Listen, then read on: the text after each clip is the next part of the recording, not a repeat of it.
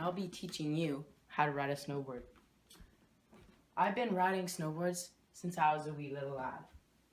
And just by coincidence, here's my first board. Looks like I've outgrown it a bit. Snowboarding is a very difficult sport, and the difficulty can cause some people to give up when they don't get it right away. My advice to people who want to start snowboarding is be persistent. When you get the skills that are mandatory to be able to get yourself down the hill, you'll have loads of fun. Let's go.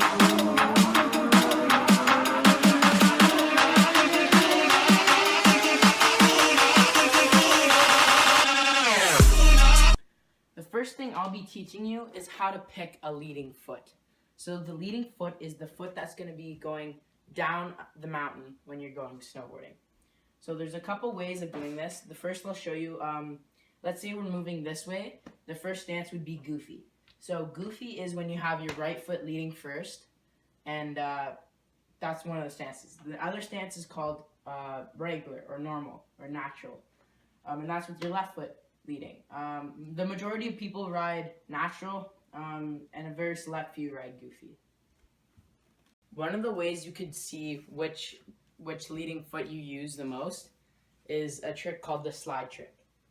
So what you're going to do is you're going to go to an end of a hallway, run, and then slide. As you can see, my left foot is leading when I slide, which means I should be riding my snowboard with the left foot in front. If you did this and you felt more comfortable sliding like this, then you'd want to ride goofy with your right foot leading first. The next method you could use to identify your leading foot is the push method. So what you want for this method is someone behind you to push you.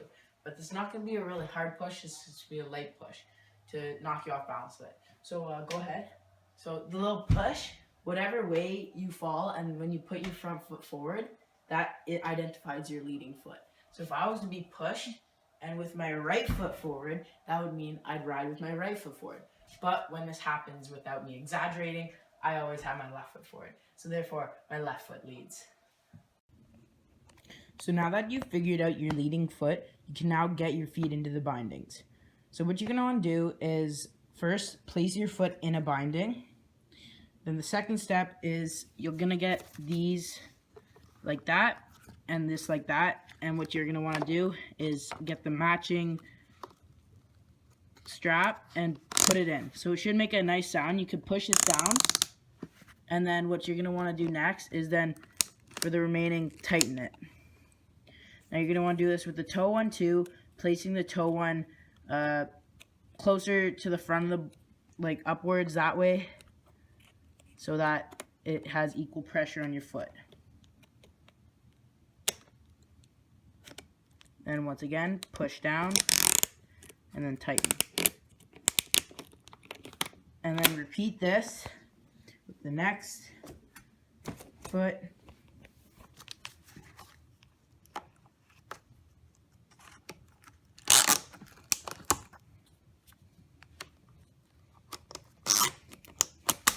And then now you're in your snowboard.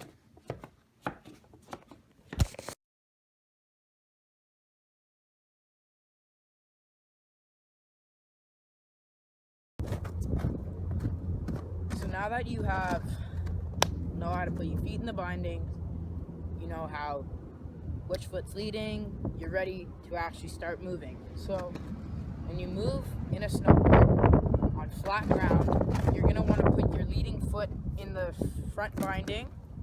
Do the bindings up like I showed in the previous clip.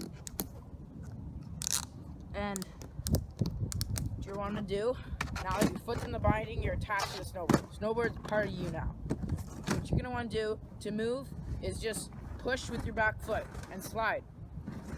So I'll just do some demonstrations over here. Show you how it's done.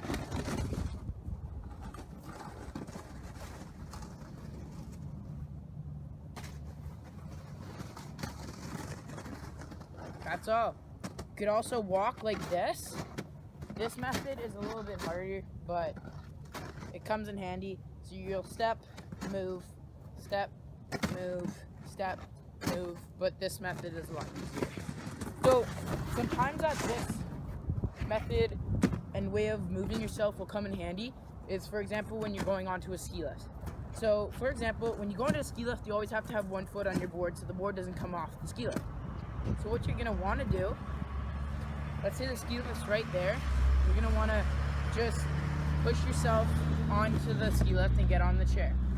Some other times where this might come in handy is when you're going on a trail and the trail's really flat and you're slowing down.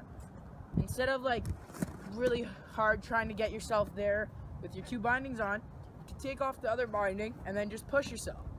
And it's a pretty good way of getting around. You go pretty quick. If you learn how to properly push, you're gonna get around quick. This skill won't come right away, and I know it took me quite a while to get used to.